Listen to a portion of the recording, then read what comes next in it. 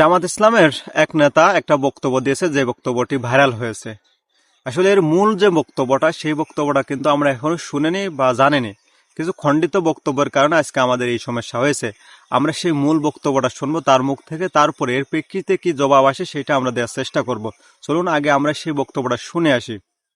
পার্শ্ববর্তী দেশ দুর্নীতির টাকা বাদ দেন, বস্তা বস্তা টাকা ভার হিন্দুস্তান থেকে আমাদের এই দেশে ডুববে আর অস্ত্র ডুববে।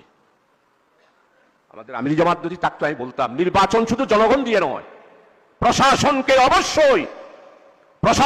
অবশ্যই আমাদের, আমি ন্যাশনালি বলবো না, যার যার নির্বাচনী এলাকায় প্রশাসনের যারা আছে তাদের সবাইকে আমাদের আন্ডারে নিয়ে আসতে হবে।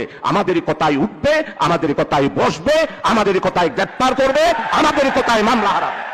এই বক্তব্যের প্রেক্ষিতে আমরা বুঝতে পারলাম যে তিনি আসলেই তাদের নিজ যে দলের, যে জামাত ইসলামের যে দল, সেই দলের লোকদের বলেনি, এখানে সবার কথাই বলেছে, সবার কথাই তিনি উল্লেখ করেছে। এই কথাটা আমরা এমন ভাবে নিয়ে নিছি যেমন হচ্ছে জামাত ইসলামের মাধ্যমে সবকিছু চলবে, এরকম না, কিন্তু এখানে সবার কথাই উল্লেখ করেছে। এজন্য আমরা যে কোনো বিষয় বস্তু জেনে তারপরে কথা বলবো বা সেই ভিডিওগুলো তৈরি করব। আর বিশেষ করে আমরা যারা ফেসবুক চালাই বা ইউটিউব চালাই, এই আমরা সবচাইতে বেশি খারাপ।